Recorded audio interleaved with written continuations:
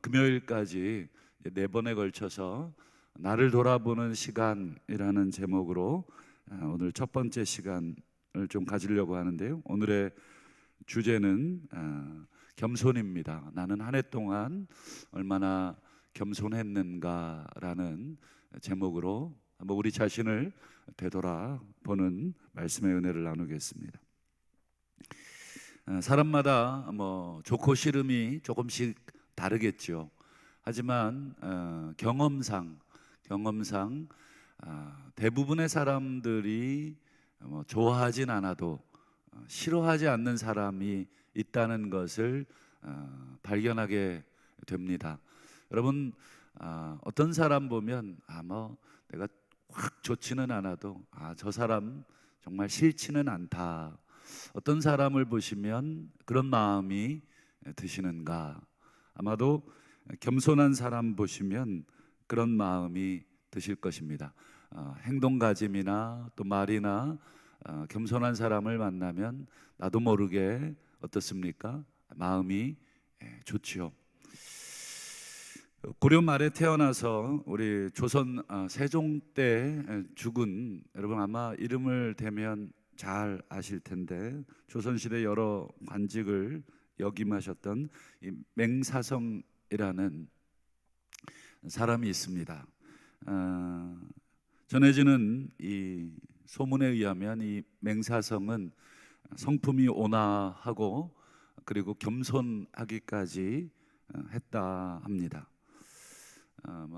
전해지는 그 이야기를 들어보니까 자신의 집에 자기보다 관직이나 모든 면에서 낮은 사람이 찾아와도 반드시 대문 밖에까지 나가서 그를 자기 집으로 들였다고 합니다.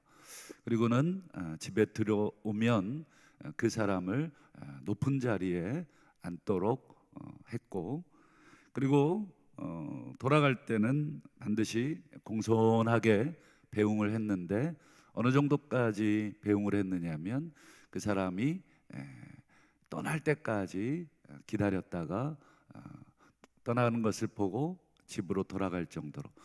물론 자기보다 손 윗 사람이나 또 높은 사람에게는 그렇게 하는 것이 당연하지만, 보통은 손 아래 사람이 찾아오면 그렇게까지는 하지 않는 것이 일반적인 예법이죠.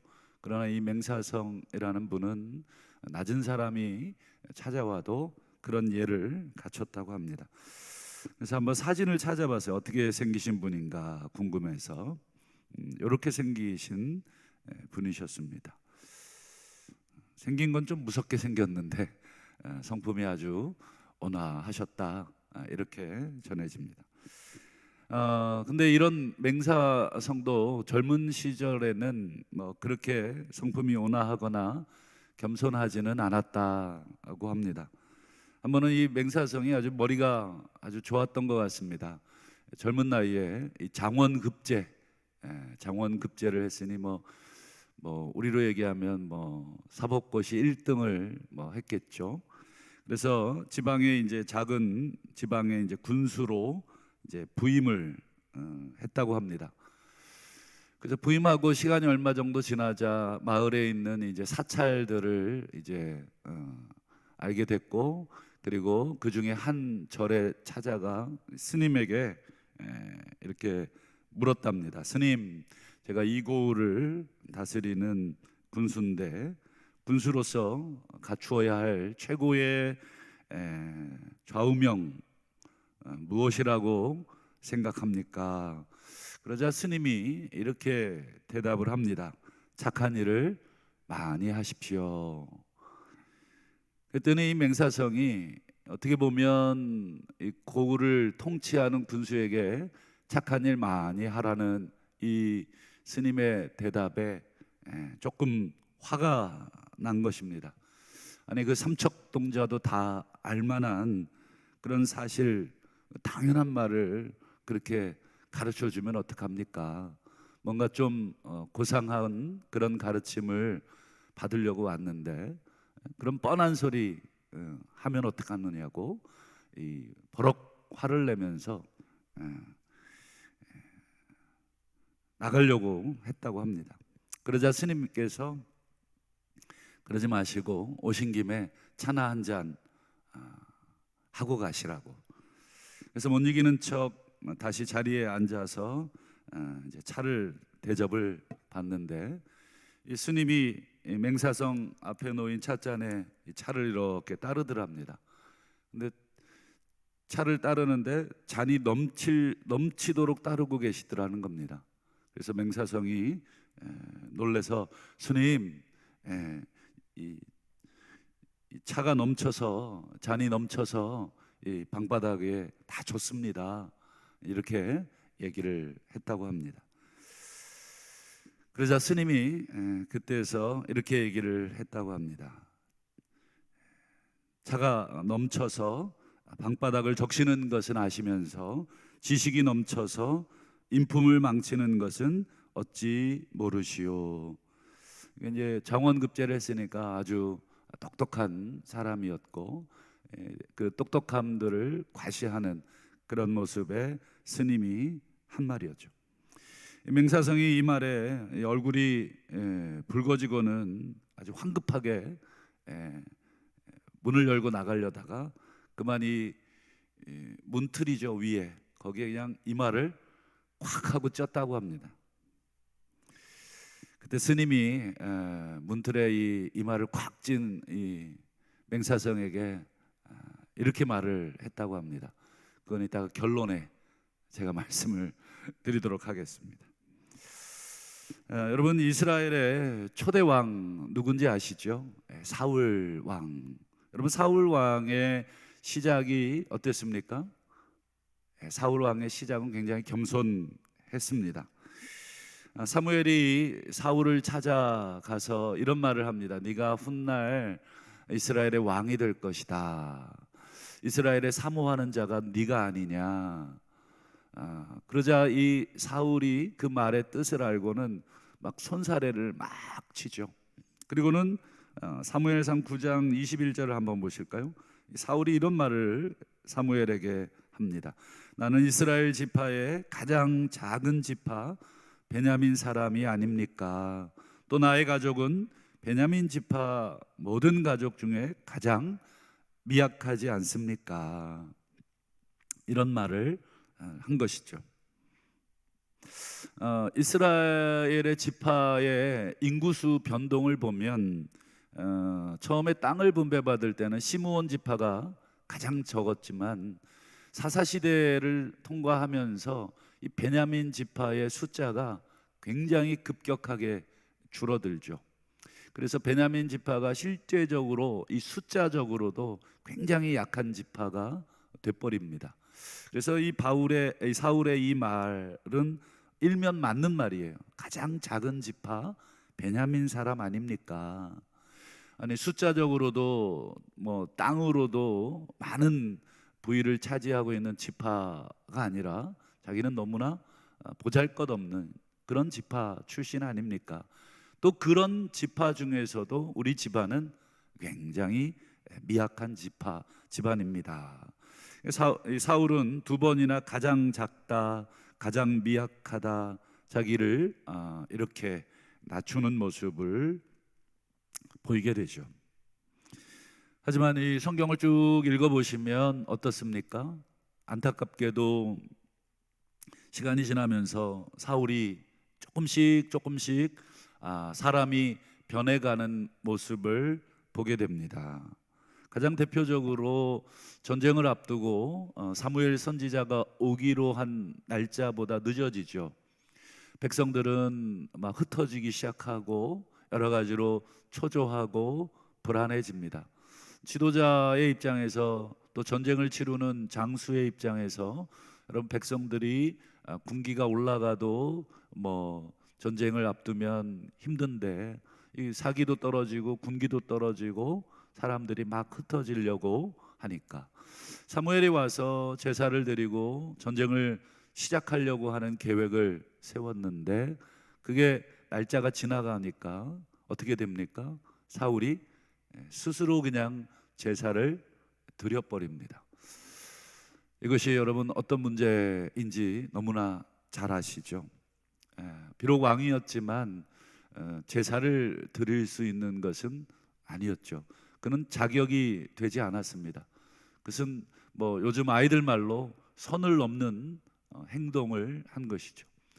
사무엘이 그 광경을 보고는 왕이 하지 못할 일을 하셨다, 이렇게 책망을 합니다. 성경을 쭉 읽어보니까 이 사건 이후로 사울이 더 안 좋아지는 것을 보게 됩니다. 대표적으로 훗날 다윗이 골리앗을 죽이지 않습니까? 그리고 돌아오는 길에 수많은 여인들이 이렇게 노래합니다. 사울이 죽인 자는 천천히고 다윗은 만만이로다.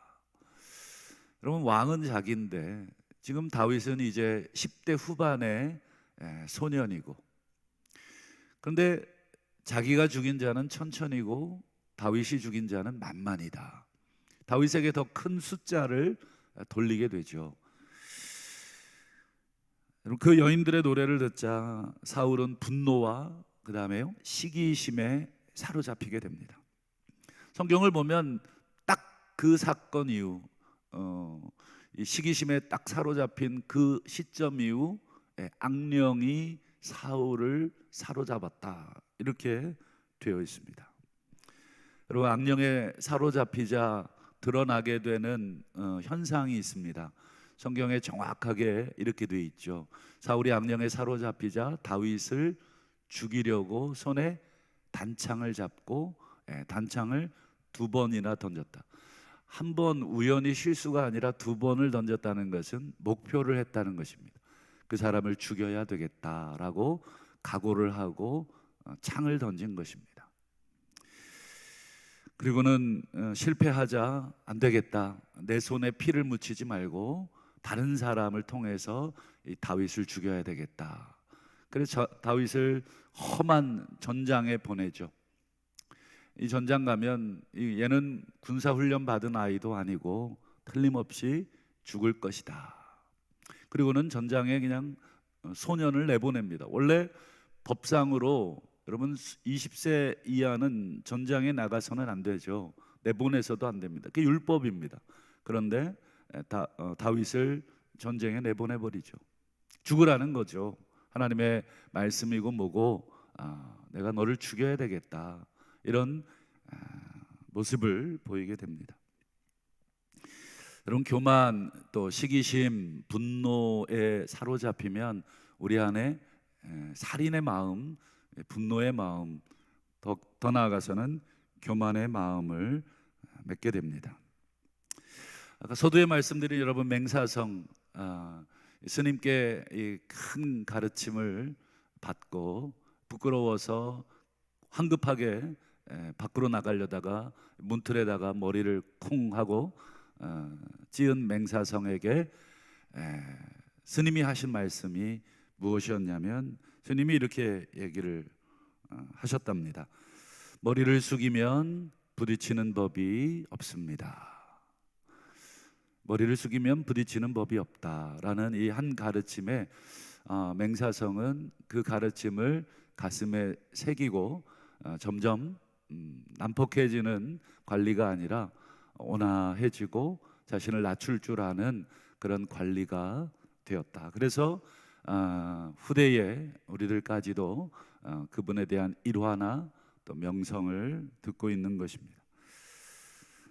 잠언 18장 12절에 보면 여러분 우리가 잘 아는 말씀, 교만은 패망의 선봉이다. 겸손은요 존귀의 앞잡이다. 선봉이나 앞잡이나 같은 말이죠. 교만은 패망의 앞잡이고 겸손은 존귀의 앞잡이다.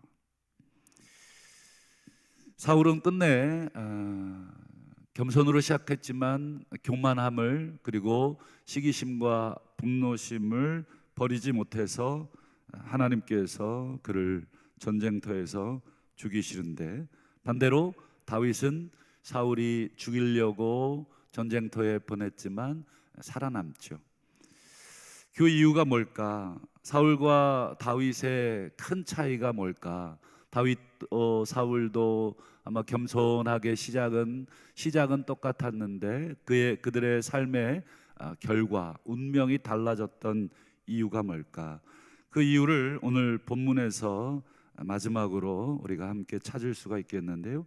오늘 함께 보신 본문 시편 51편 10절, 11절, 12절이 바로 그 이유입니다.